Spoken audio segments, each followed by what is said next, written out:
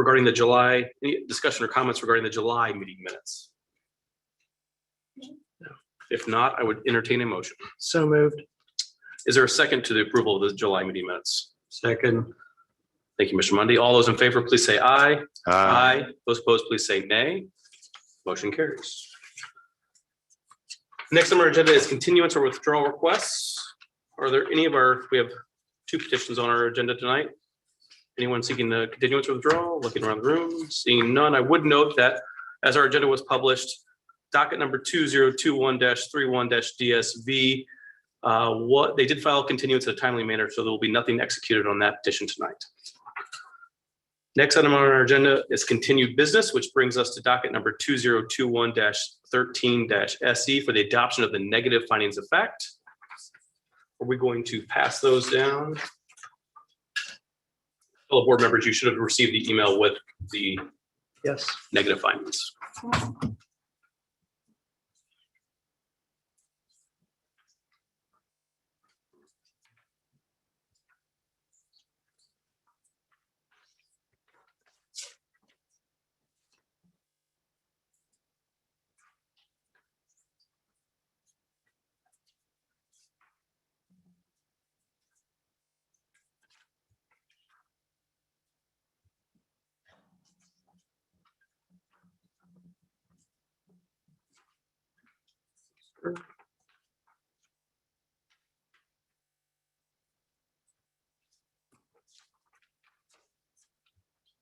Thank you, sir.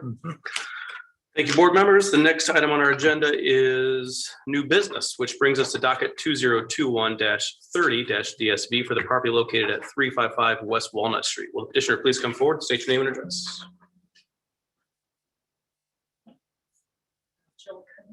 I'm sorry, I should have been more clear. Yes, I'm pointing you to the mic, up on the podium. Yeah, I apologize. I was not very clear. I've done this several times. You probably haven't. I've never done it. Never done it. So your name and address, please. Jill A. Cummings, 355 West Walnut Street, Zionsville, 46077. Thank you. Would you please describe what is in front of the petition you're asking for tonight? I'm asking for variance around lot coverage.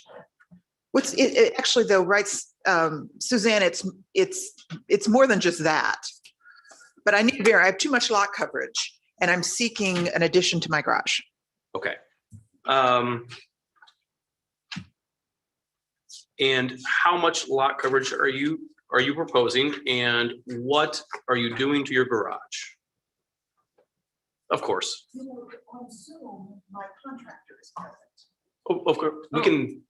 Yeah, and he's got all nitty-gritty. Okay. Well, why don't you walk us through the highlights, and then we'll see if your contractor can present for us.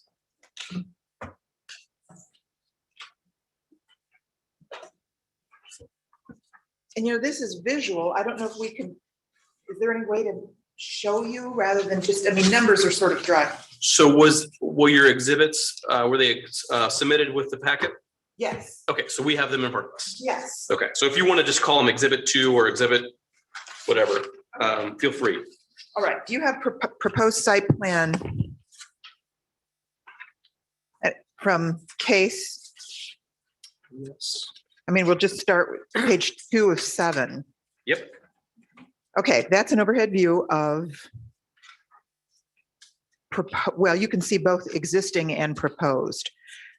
The building further down on the page is my detached garage. The dark is the existing size of it, and the lighter gray towards the alley. See that? Yes. Is the proposed addition. So I'm proposing to lengthen the garage in the direction of the alley. Not no width at all. And of course, this wouldn't be visible from the street. This is an alley view sort of thing. So that's the proposed site plan.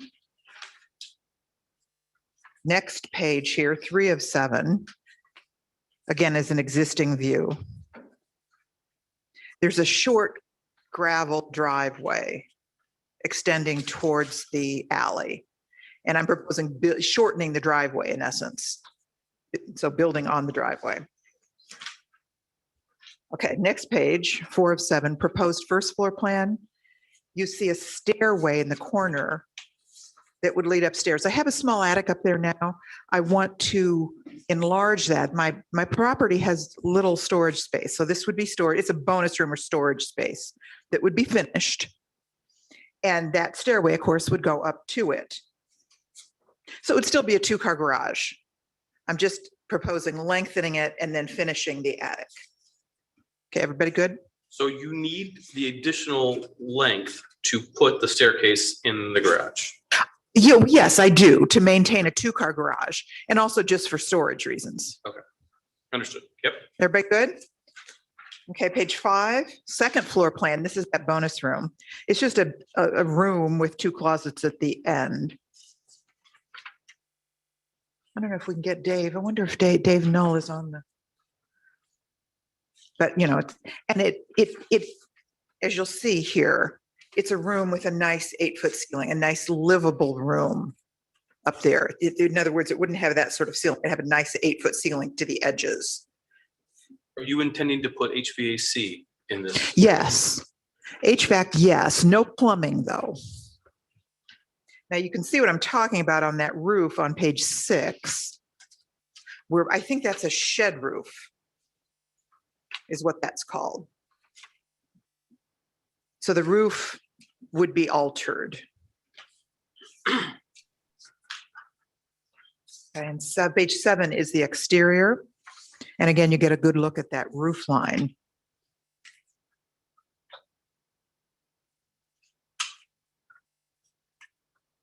Okay. Yeah, so in essence, we're shortening the garage and building out the existing attic and calling it a bonus room.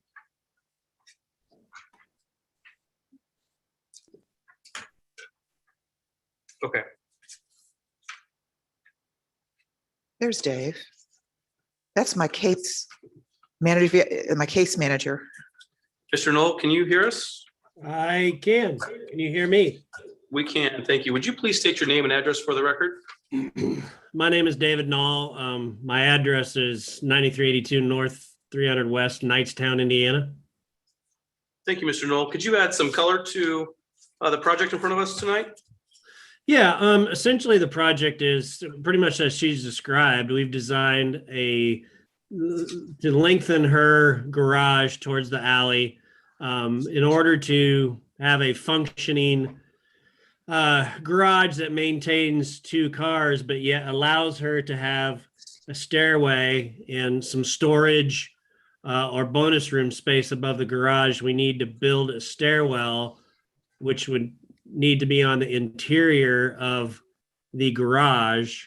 And as it stands now, it is not possible to do that because of the depth of the garage. By the time you put a car or 2 in there, there's really, you have to get 2 cars in there. There's really no room for any other storage in the current garage. So we're not trying to add width, although the garage is, kind of tight for 2 cars, but with the nature of the property, and we're already up against the lot coverage. So we're not trying to add width. We're just trying to add length so that she can have that stairwell, some additional closet storage under the stairwell, and then the stairwell would allow her to access a bonus space above the garage. Thank you, Mr. Knoll. Some things. I'm sorry. Some things we had talked about, on the site, since we are up against maximum lot coverage, is doing the approach to the garage in a permeable paver. We do have some property on either side of the garage that we could do some drainage modifications with some infiltrators or something like that to capture all her stormwater from downspouts, and try to service all the water on her property so that it's not draining, to the alley or other person's properties.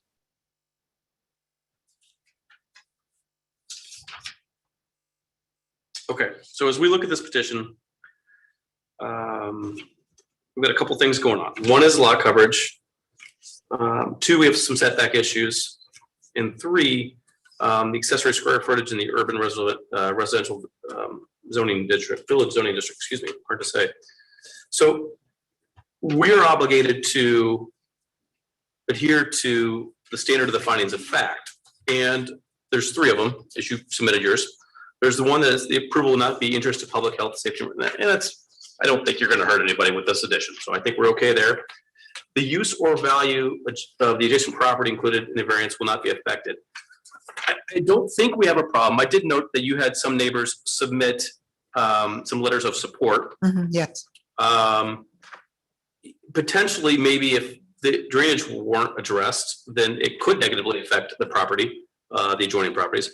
But the third one we must meet is the strict application of the terms of the zoning ordinance will result in an unnecessary hardship. So as I look at the petition in front of us, you have approval, the lot has approval for 41.9% lot coverage, which is in excess of our current zoning ordinance. You are currently consuming 44.25%, and you are asking for 49.2%. So that's a lot. So what is the hardship that we can use to help us understand this petition? I have a lack of storage. There's no attic over my house. You know, we have 2 buildings, the house and the garage. There's no attic at all in the house portion. And then the garage is little, very little, and unstable. So it's the lack of storage. And I have no basement either. So to help reduce the lot coverage, is there something you could do to the pavers or something else that would reduce what you currently have to get this more in line with what is consistent with the area? Well, I mean, I suppose we could remove pavers. They're permeable, of course. That's the thing. Both of these courtyards that have upped my coverage so much are permeable pavers.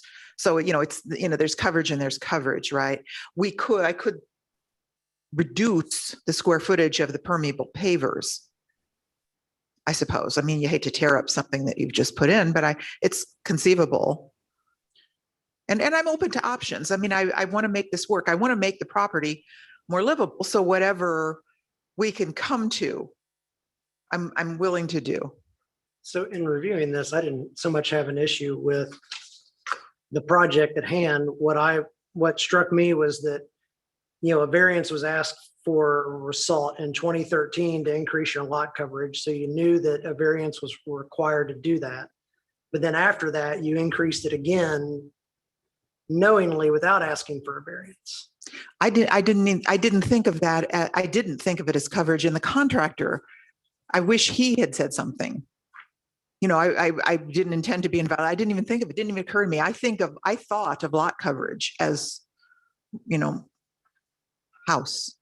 Yeah, but when it was submitted in 2013, the submission was for a permeable patio, and that did affect your lot coverage at that time in 2013. I wasn't part of that. My contractor took care of that. It was completely transparent to me. I sure wish I'd known. I mean, if we can go back and make that right, I'm willing to do so. Well, I mean, this inherently, if we approve this, makes it right because we're factoring in that sanctioned, if you will, area into this total area. That was just the thing that kind of bugged me. I don't disagree with the need. I mean, she can't really dig a basement. It's probably a lot cheaper and easier to extend a garage and add an attic space over it than to try and add an attic over her house. So I mean, if she's trying to get storage, this is a pretty logical way to do it. So from that standpoint, I don't have an issue with it. I do feel like there is some need there. I do think the lot coverage is an issue. I do know in our report, it mentioned that at the time of this writing, staff is unaware whether the petitioners presented these recommendations for drainage changes. I'm assuming that's infiltrators that your contractor talked about. Yeah, and maybe those weren't presented at the time this was submitted. I don't believe they were. Okay. Yeah, correct. We hadn't done a design for those yet. As we were dealing with it and these issues kind of came up, I was, talking with her about scenarios where I felt like, we could mitigate that with some drainage solutions. And so I'm sorry, go ahead. and she's got space on the other side of the garage, almost the full length from the patio all the way back to the alley, where we could do some pretty substantial infiltrators to capture all her downspout drainage. Okay. I know in reading the staff section of the report, which I'm sure we'll hear here in just a minute, the concern relative to lot coverage was more about, it seemed like, drainage than it was purely lot coverage in and of itself.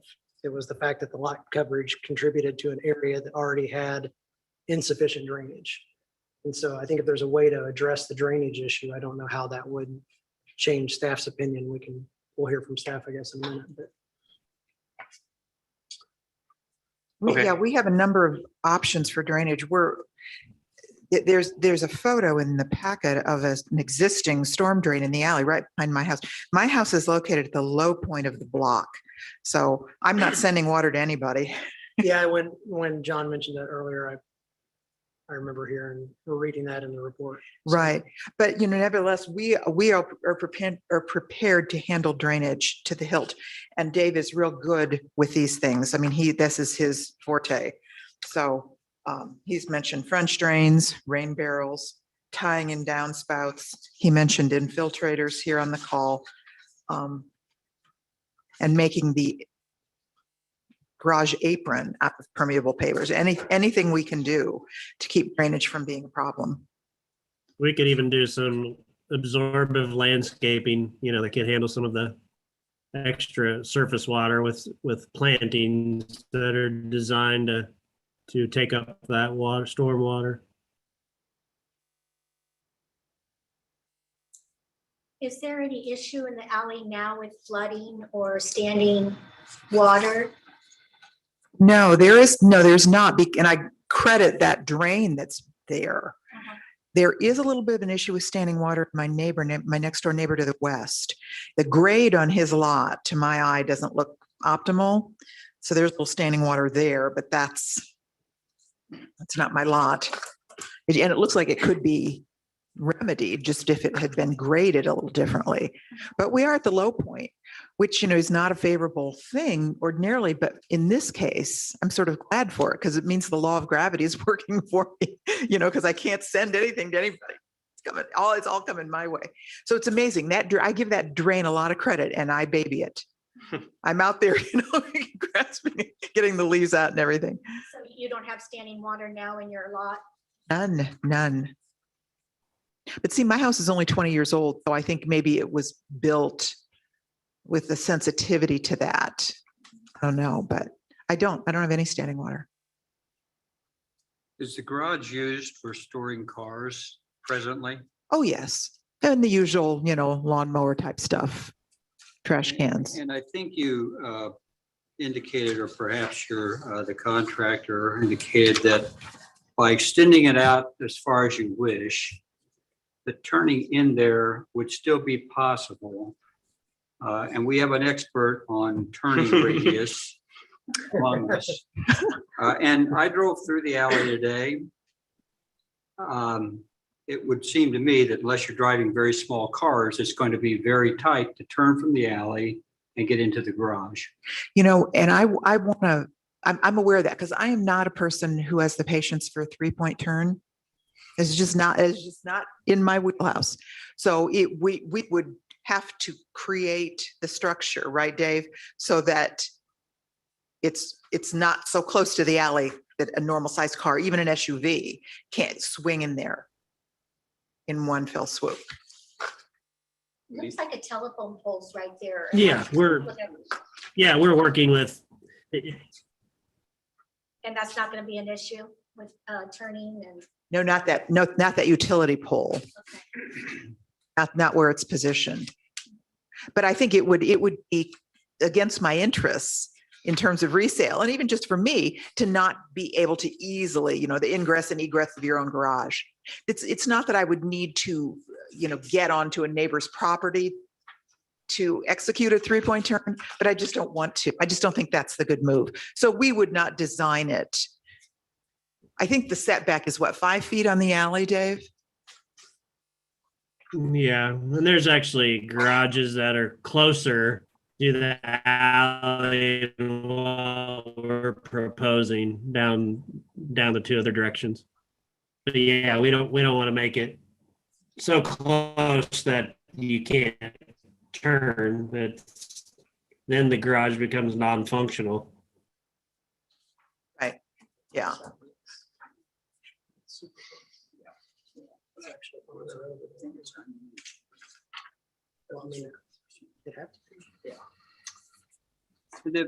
I think it also mentioned in here that this is a vacated alley. Is that correct? Well, yeah, I mean, this before my time, but I think the lot was carved out of a short alley between Third and Fourth. Or no, Walnut and Poplar. Okay, we can ask staff on that, but I think it said it's a vacated alley. My question is, what if neighbors decide to plant a garden and you no longer have access? Because if it's a This is the vacated alley.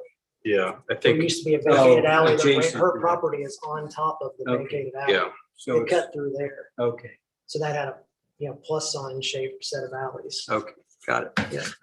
Not the one, Disregard. the one behind her house. Bring on is the still an gardens. active alley. so I don't want to gloss over that we also have setback issues. And it looks like some of the paver patios are contributing to that. And then you are proposing to decrease the setbacks to the rear of the property as well. What is the total decrease? Was that 5 feet that I heard? No, I think 5 feet is Remaining. is what the setback, the minimum setback is from the alley. Current. And we don't want to be that close to the alley. Is that what you're referring How to? how much of an extension is the garage receiving?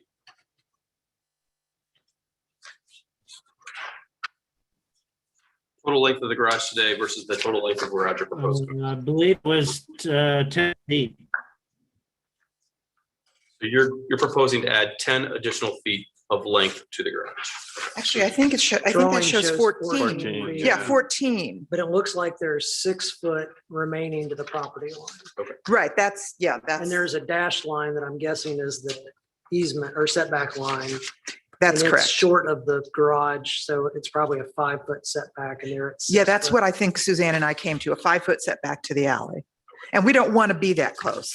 In fact, I don't even want to be this close, to tell you the truth. It just feels a little snug, and the car business too, Any other additional questions for the petitioner at this time?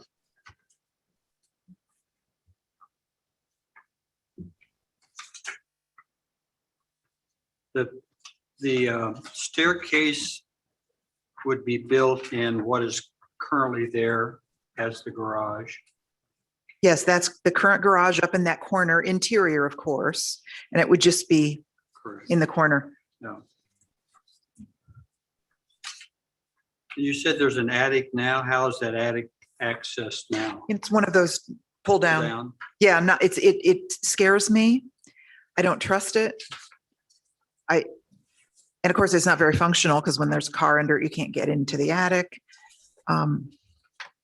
It's primitive. It's about as baseline as you can get.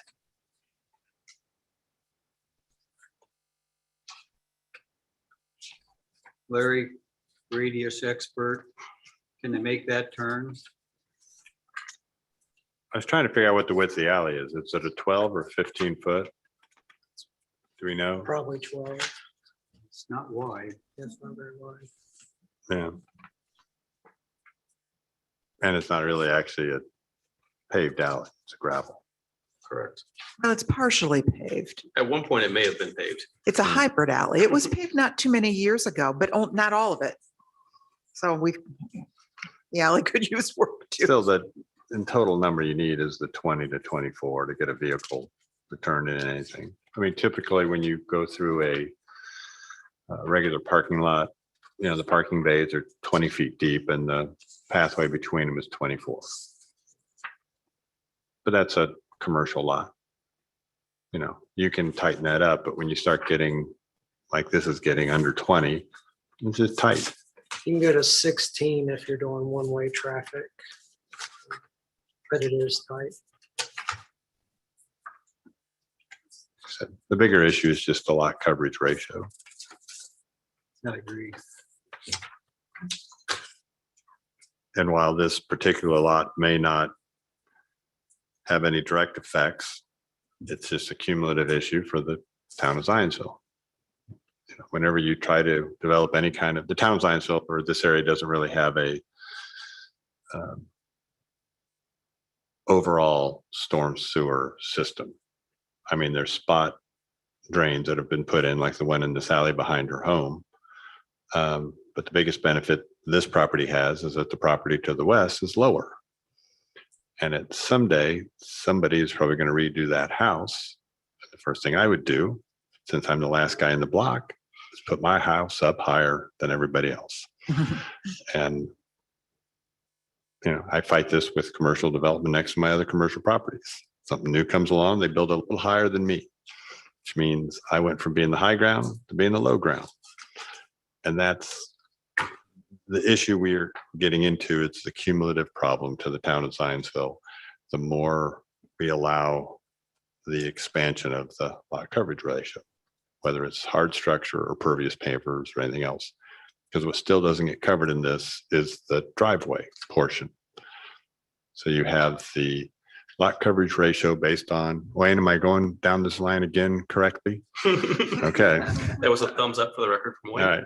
So the lot coverage ratio includes the house structure, the porch, any kind of pervious patio. It doesn't include the driveway.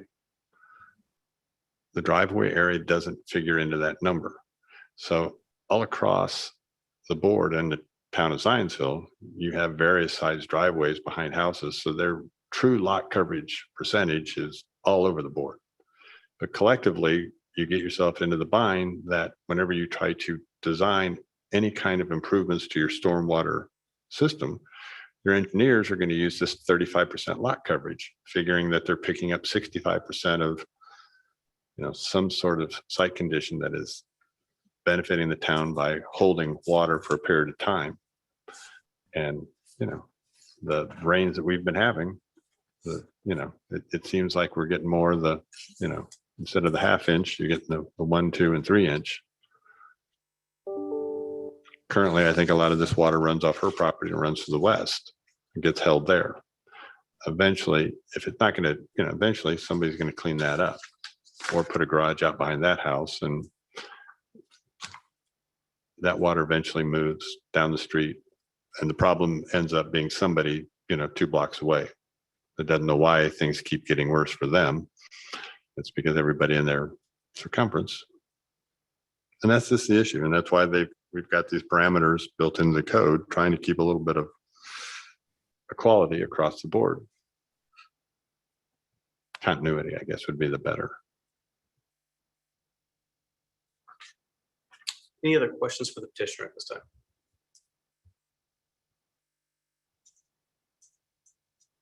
Thank you.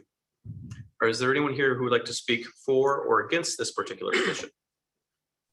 I should ask, do we have anyone online?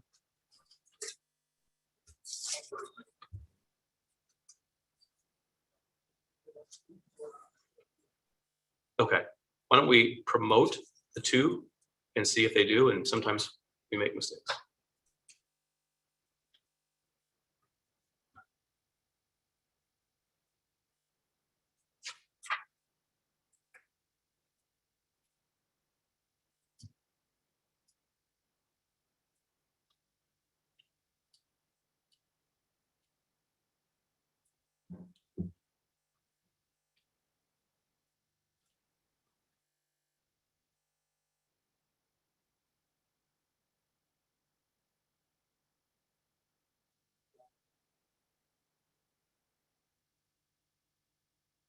Mrs. Zalanis, would you like to speak about this petition?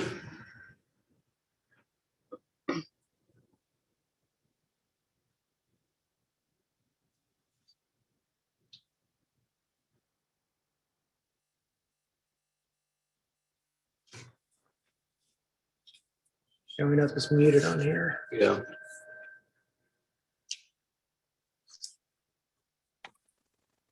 I'm sorry, could you hear me? We can hear you now. I just wanted to say that I totally agree with the staff report and what Mr. Jones had commented. Thank you. Would you please state your name and address for the record? Sure, Sally Zalonis, 40 South 3rd Street here in Zionsville. Thank you. And just to summarize, you are in agreement with the staff report as is proposed right now, as well as Mr. Jones' comments. Yes. Thank you very much for participating in tonight's conversation. Any other members of our public who wish to speak for or against this particular petition? No? Okay, that probably leads us to a staff report. So I will try to summarize just so everyone's aware of what's actually being requested, because there's a couple things here. And like was previously mentioned, staff recommended denial. The history of the property, there was a previous petition in 2013 for an increase of lot coverage for an addition and pervious pavers in the backyard. Through this process, a month or two ago, Ms. Cummings came to us and wanting to do this addition to the garage. At that time, we noticed there was pervious pavers installed on the front of the property that weren't permitted. So trying to rectify the request for the addition to the garage and the pervious pavers that were installed in front. So the lot coverage with the addition to the garage would be 49.2%. It was previously approved in 2013 for 49.9%. Then the setback variance is just for the pavers in the front of the home. So it would be a front yard setback variance and then also a side setback variance and an aggregate side setback variance. The detached garage meets all the setback requirements. Then the last variance request is the reduction of the, is going over the maximum accessory square footage.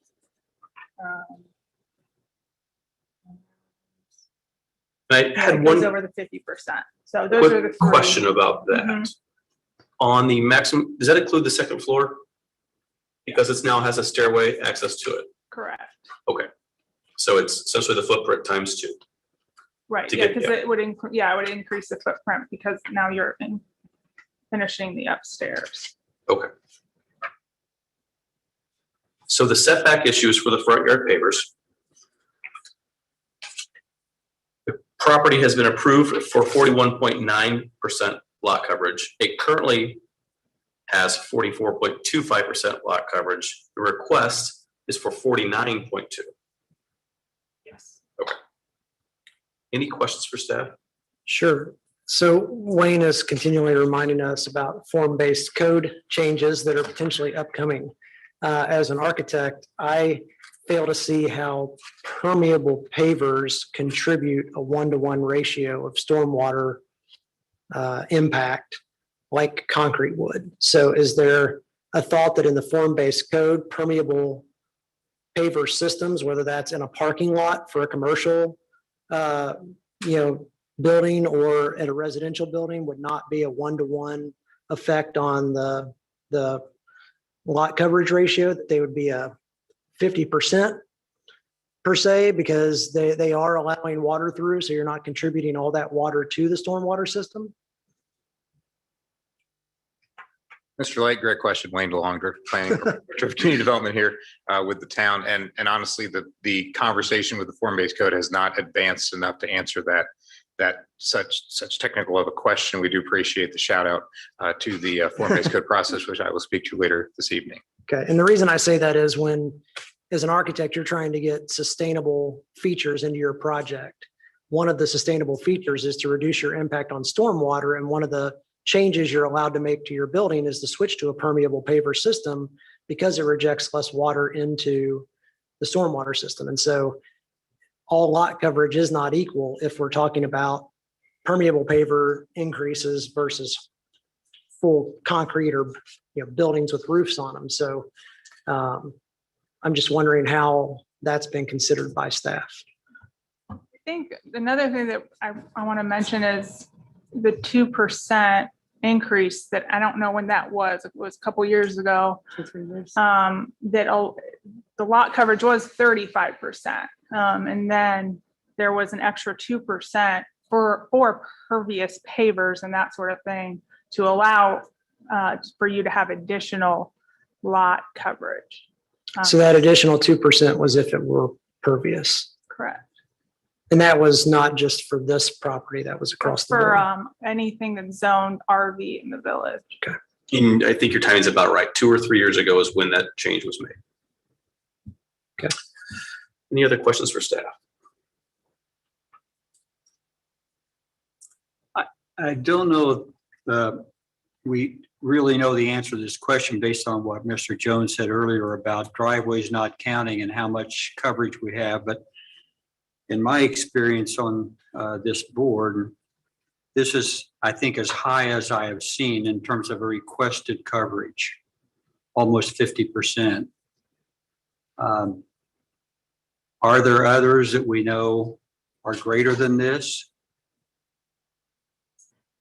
I did a brief, I pulled some previous petitions that have gone through the BZA the past 2 years. And I couldn't find any that were approved that were that high. This is the highest one we've seen it since 2019. That was my recollection. I don't remember ever seeing one this high.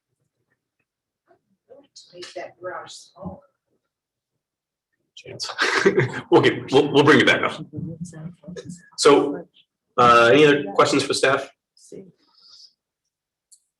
Okay. I have a question for builders or whatever. Is there an approval process that goes through Department of Public Works that they give input? Like if this gets a permit and it has to go their process to see if they're approved. I'm not sure on the building process, if they review that as well. It would have to get stormwater approval. It would, Mm-hmm. so they could deny it at that point if it was not. I think more likely it would be revised until the stormwater was happy with the plan. Okay. It is incumbent upon the developer to ensure that the water is mitigated on their site. And that is reviewed prior to even going to building permit. That does go over to DPW, goes to stormwater. Okay, thank you. Do you know if that's been requested at this point? Not to my knowledge. And I don't think that's unusual. I think that's typical of the process. Any other questions for staff? Otherwise, I'll open up the board for discussion. I'm happy to lead that. Would DPW be able to do a review on this prior to an official submission? I'm sure that they would be happy to take a look at it. One other thing that we might want to mention to you is that front porch and how that plays into the lot coverage as well. And I think you had a percentage on that if it was removed. Yeah, so if all of, let's say all the pervious pavers were removed on the property, that includes on the front and then the ones on the rear, the lot coverage would be 40.21%. So it'd still be over the. Yeah, it would still be over the 35. mark.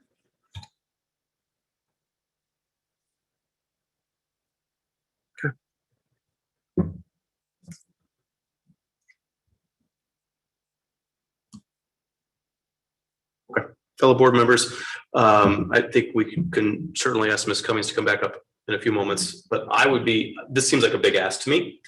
I have a couple thoughts specifically. We have received a lot of feedback from our village residents about lot coverage over the years. Most of it very specific. And I would note that we never heard a petition for 145 North Main Street, but that lot coverage was 42%. And we literally had dozens and dozens of letters regarding that particular lot coverage. There's other things going on with that property. I'm not naive to that. I'm struggling approving something that's 7% higher than that. I would also note that I also struggle with the village in the sense that 3 of the letters of support for this project were also in remonstration against the 145 North Main, which is at 42%. So I'm having trouble remedying that. And I would note that those letters were submitted for the public record. So I'm having trouble remedying all of that. So what I'm not supportive of this petition as it's been filed. I would certainly allow the petitioner to modify it, but that's my particular position. But I'm one person on this board. Modify it via continuance. Correct. That's where I was going with the stormwater review, is that if a continuance were requested and they happened to meet with stormwater and stormwater said, given this area, we don't have an issue with it, then maybe, or maybe not. We look at that in a different light, but it's another source of input from the department that is directly affected by it most. I agree with that. I agree as well. I drove twice today and you believe you're the low point. That street continues to go downhill past your house. I don't know that you're the low point. It does continue to go down. And I think Mr. Jones is probably right. There'll be a point where we can kick this can so far down the road and eventually we're going to have to do something about drainage for some areas in the village. And I think it would be helpful to know if this is one that we are already on the fringe with. Yeah, the issue is that eventually you end up having to put in a drainage system so large. You know, it's always interesting when you talk about the character of the village. Part of the character of the village is a lot of it has no curbs. There is no drain. There is no, it's more of a Sheet drains. But I don't know if you would call that a village street system, but I don't know what the term for it is, but I understand what it looks like. And that the replacement, when you actually have to go put in storm drainage, starts to change the character of your village. And you lose a lot of I went and looked to see if we actually had limestone curbs floating around in the village. I didn't really find any. It's a mixed bag of stuff, but I mean, that's one of the issues the historic neighborhoods have in downtown Indianapolis is, they get very concerned when you start cutting into the old limestone curb. They want to keep them. So it limits what you can do with the street sometimes. But in general, yes, this is really pushing the limit when you start talking about a 49% lot coverage. Ms. Cummins, will you come back forward?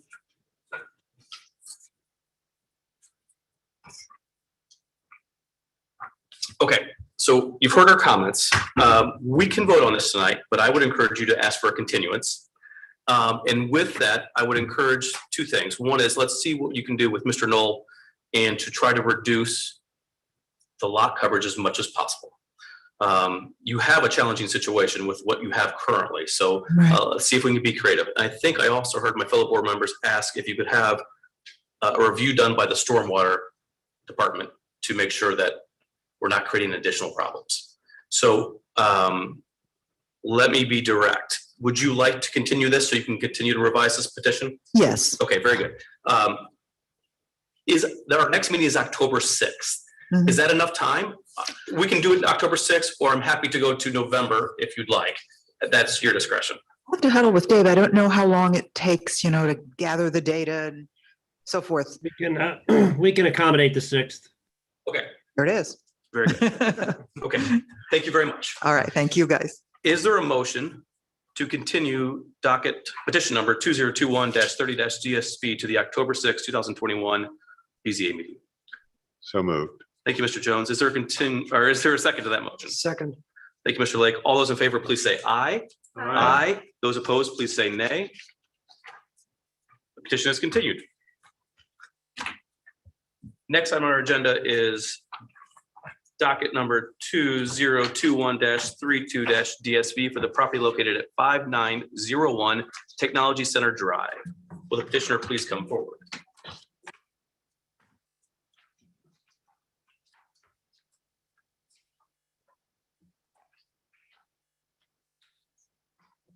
Would you state your name and address for the record? Is it the address I'm representing or where I currently live? Where you currently live? Renee Cade, 6846 Fall Time Place in Indianapolis. And was that Kate? Cade, Cade, C-A-D-E. C-A-D-E. Very good. Thank you. And what is in front of us tonight?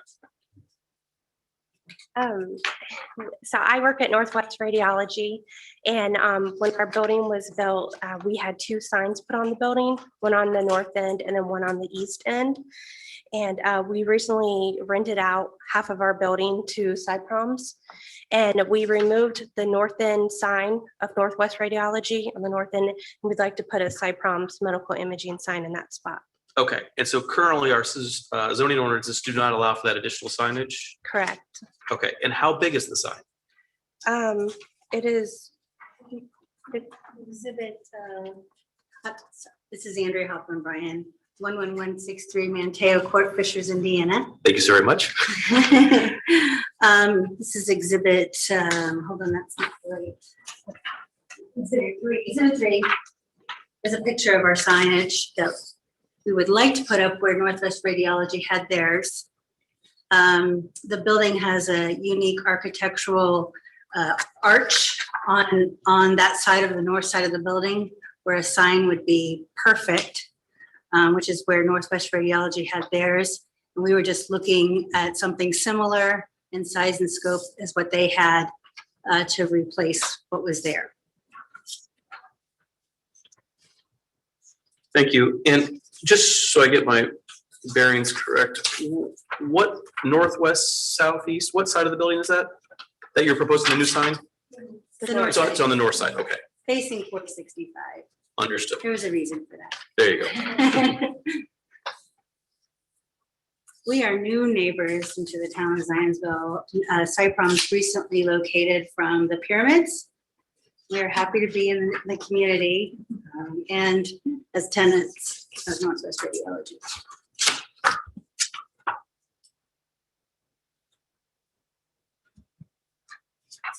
Do we have any questions for the petitioner at this time? The square footage required by ordinance is 10 square feet, and I am looking now, I know I read this once before, but I think the new sign exceeds that. Is that correct? It's like 105 square feet. 105. Yeah. Sign's 281 inches long and 54 inches high. And if I recall, the Northwest Radiology sign is also in excess of 10 square feet. Is it? Yeah.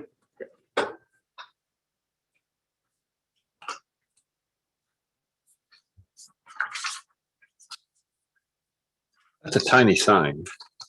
10 square 10 feet. square feet. It is. Yeah. Well, one thing I thought was interesting was that this is zoned, what was it, LB?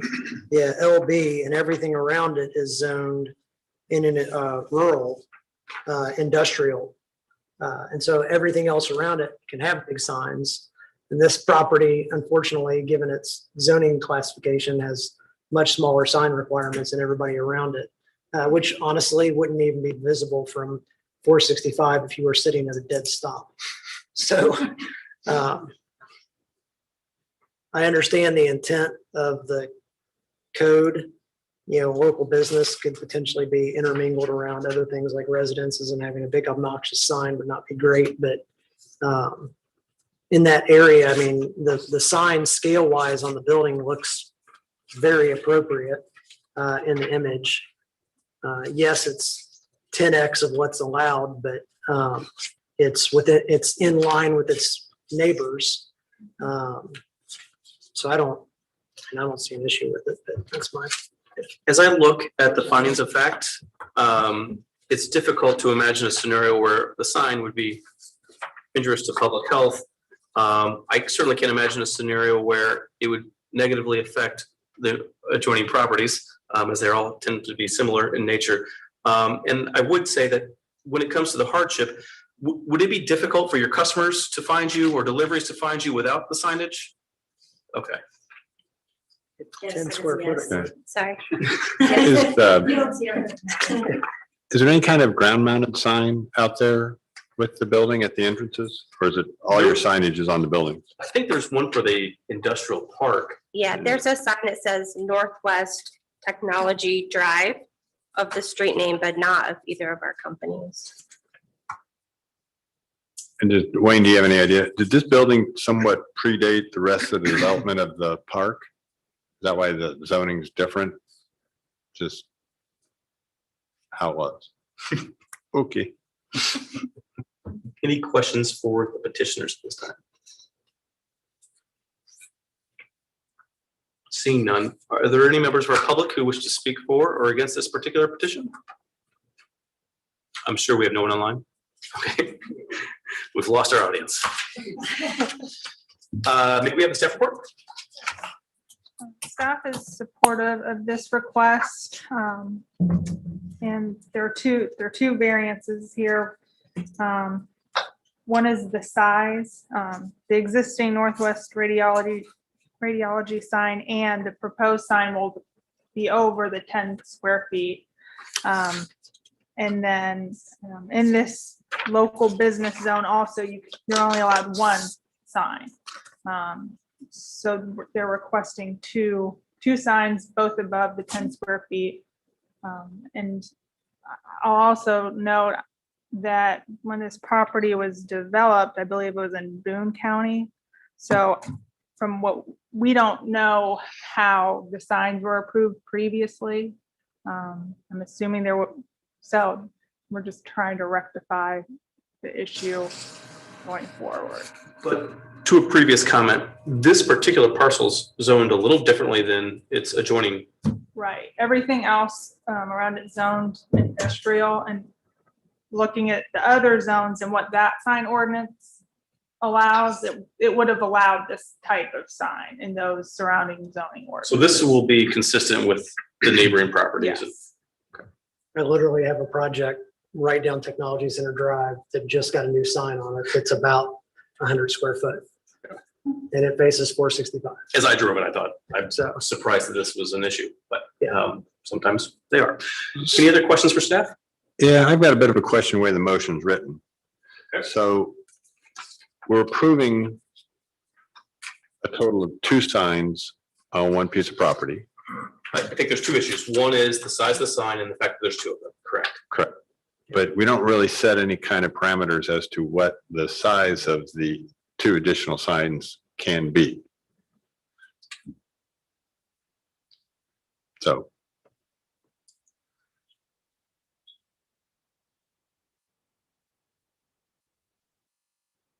We even know what the size of the Northwest Radiology sign is. Yeah. Yeah, well, that's, I will turn to our legal counsel.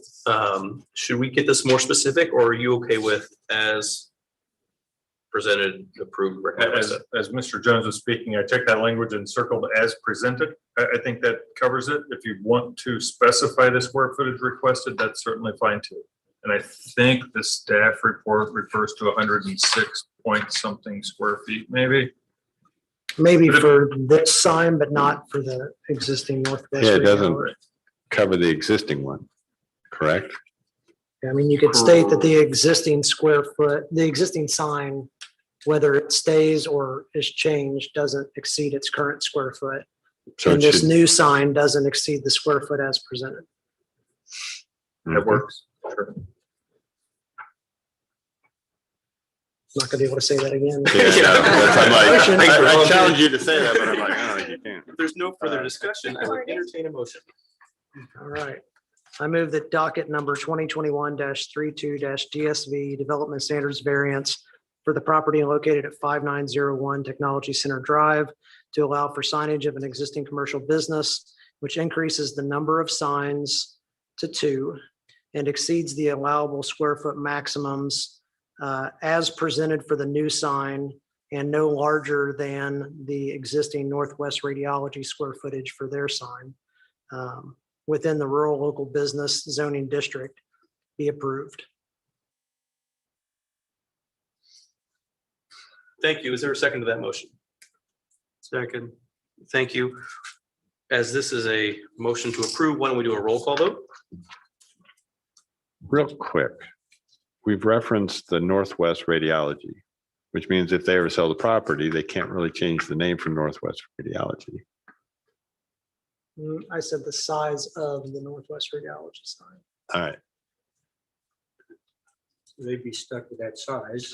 The size. Which I think is what we've Yeah, discussed. Yeah, we don't want them to be able to Okay. increase this. Whoever gets it next can increase the size. They can change the sign. They just can't increase the size of it larger than what that existing sign is today. Okay, I'm good. So with that, let's do a roll call vote. Mr. Jones, Aye. Ms. Campens, I'm gonna recruit myself. Mr. Lake, Aye. You don't like signs? Mr. Mundy, Aye. Mr. Wolf. Aye. Motion passes. Welcome to Zionsville. Thank you. Thank you for your time. The next item on our agenda is we need to have a motion to approve the use of regular mail per our kind of COVID policies. So moved. Thank you, Mr. Lake. Is there a second? Is that Ms. Campens? I second, yes. Thank you very much. All those in favor, please say aye. Aye. Those opposed, please say nay. Motion carries, which leads us on to other matters to be considered. Oh, we also would like to pass the findings of fact for that particular. Thank you for reminding me. Got one. So we're gonna start signing findings of fact when they're approved on the record. And then we will automatically continue the findings if they're negative to the next month so that they can be reviewed and amended. No, No. but you accused. So with that, we have conducting an electronic meeting policy. Sure, I'll address that really quickly. During the pandemic, the governor has suspended rules that would ordinarily preclude us from attending meetings electronically, remotely. While that has all been happening kind of as expected, they have changed the law to say once the public health emergency is over, we can continue to have some remote attendance. What you have in front of you tonight basically tracks the new statute. And the state has presented essentially a model resolution. And this tracks the state's suggested policy. You could be more restrictive than this if you want to. You couldn't allow any more remote attendance. But if you desire to have any remote attendance capability once the public health emergency is lifted, you need to do that by adopting a resolution describing what that policy is.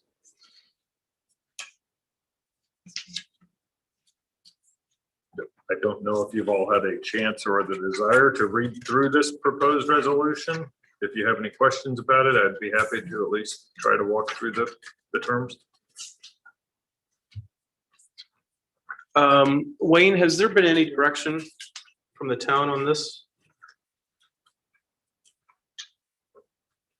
I would generally support robust conversation in public meetings. And if this facilitates that, I'm amenable to it. I agree to it, but has there been any direction or?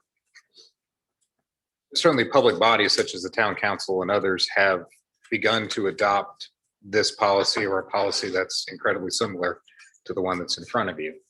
As Mr. Chad indicated, this is a standard. It's a great pivot to have this tool that we've learned from the pandemic to have these laws to facilitate remote access to public meetings and provide flexibility for attendees for the boards and commissions. I'm assuming the consequences are there is an increased financial burden to our town because we have IT here and we have to pay for Zoom licensing and things like that. Oh, most certainly. And this is an expense that we've been incurring since March 2020. The month after month, you're exactly right. We have extra Zoom licenses, IT staffing. Certainly, you can only anticipate that we will adjust our permitting schedule, our permitting fees and Plan Commission and BZA filing fees to reflect the additional overhead, and certainly present that to the town council for consideration. I'm assuming, I would believe we would be looking to do that probably early in 2022 to knit that all together. So we have this same thing in front of us for Plan Commission. Right. And I, being on both of them, that's a large commitment every month, especially with all the materials. And I appreciate this option because I do travel for work. And or even when I travel for pleasure, to my knowledge, I don't think I've missed a meeting yet, but I've had to do 3 of them virtually, 1 because I thought I had COVID, and then 2 because I was traveling. And I enjoy the ability to participate when I took the time to read all that material and be a part of the conversation and be able to contribute. And that wouldn't have happened had we not had this option. And so I'm in support of this because I do think it allows us to have all of our members present in some form or another to have the type of robust debate that we're intended to have. And especially in uncertain times with, who knows how long COVID's going to go and whether or not the emergency order continues that entire time. But I think this is a good thing. And I think it's structured in such a way that it's meant to limit abuses by somebody that just says, I'm just going to dial in and phone it in, if you will, from home every single meeting. That's, it doesn't allow for that. So. When I say that it allows remote participation to some degree, that's what I'm referring to. At least a majority has to be here in person. Any member can't attend more than half of the meetings during the year remotely.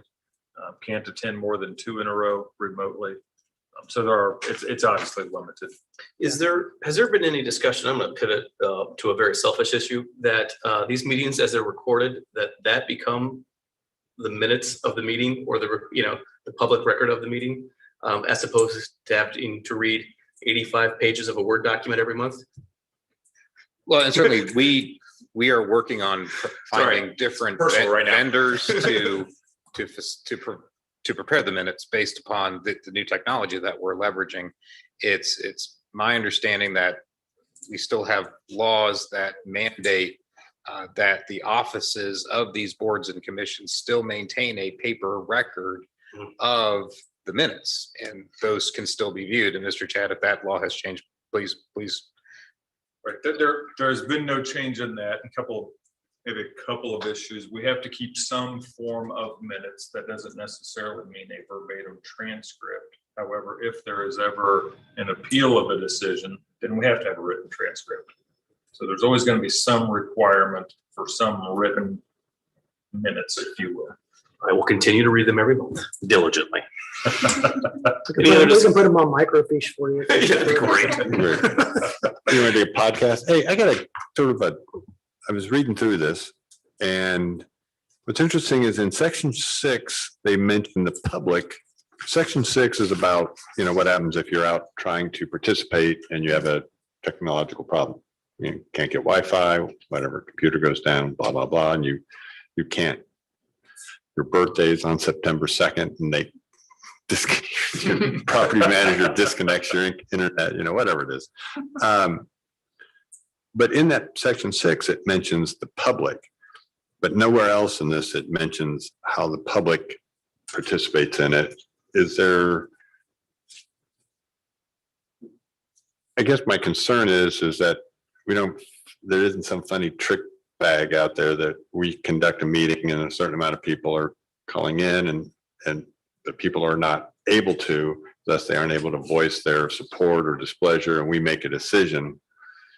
Is there something out there that's going to be problematic for us? I mean, this says it does not affect the validity of the action.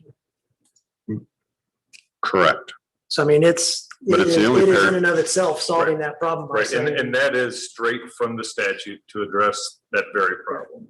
That one of you is participating remotely and you have a technological failure and suddenly you're gone, or the public can't temporarily. Okay. The statute accommodates that by saying if that happens, then what you do is still what you do. Toughy lucky. Should have shown it. I'm I would probably agree that I think this is probably the right direction to move forward. Any other thoughts from the group? And how do we enact an electronic meeting policy? You could entertain a motion to adopt this policy. Okay. And the board can vote on it. If the majority approves the policy, it is your policy. Okay. So before I entertain a motion, any other discussion, I think? Any other concerns? Okay. I would entertain a motion to approve the conducting an electronic meeting policy. I'd second that. Do we need to actually give it some sort of resolution number or something? Probably should. And as far as I'm aware, this is the first one. I don't know how you normally number these, 2021-1. 01. You want to modify Okay. your motion to? So I'm going to change this a little bit. I was asking for a motion. So Mr. Jones, you are going to make a motion to, I will make a motion that we approve resolution number, what's it again? 2021. 2021-01, which is a resolution establishing the policy by which members of the Board of Zoning Appeals may participate by electronic means of communication. yes, thank you. Is there a second to that motion? Second. Thank you, Mr. Lake. All those in favor, please say aye. Those opposed, please say nay. Motion carries. Which brings us to our last matter, other matters to be considered, which is the week of September 20th. Yes, thank you. I just can briefly speak to that. We've been referring to the zoning charrettes that will be coming in September. Our team, McKenna, will be providing that service. They have a couple things happening throughout that week. Every evening, Monday through Thursday, there will be a different location throughout the community where residents, interested parties, business owners, parties that just would like to see or like to participate or have a voice in the zoning process can visit. On Monday night, 7 p.m., we will be at the Volunteer Fire Department House in Fayette. Tuesday night, we will be at the airport off of US or State Road 32, meeting in a hangar. Wednesday night, we will be here in this building, Town Hall, second floor. And Thursday night, we'll be back in Town Hall again, but on the first floor on Thursday evening. Starting on Thursday evening will be the output session of what has been learned Monday, Tuesday, and Wednesday evening. Each Monday, Tuesday, and Wednesday evening session will be the exact same session. There will be no unique session specific to a locale. This is merely going out to the public, making it convenient to participate, just going out again to the public instead of trying to bring everybody to one location.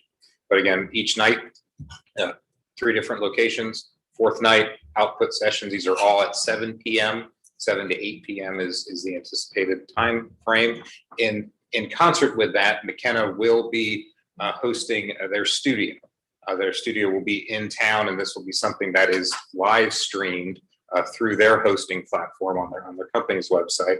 And that is another way for the public to also participate in this activity. So the zoning charrette process is a process where our consultant and certainly the town staff will be working to talk direct and talk and collect information from the public, from interested parties, as well as gather information, provide information as related to our form-based codes efforts. We're in about month 3 of this 14-month long process. And does the town have a communication plan to get this out to the public? Correct. We are working on mailers and certainly social media will be a big push, but with the outreach, this feels best to be intended to be a mailer, just to get that information in. Very good. Multiple different ways. Very good. Anything That is else? Any other matters to be considered? With that, thank you, staff. Thank you, IT. You're part of staff, but we appreciate you. This meeting is adjourned.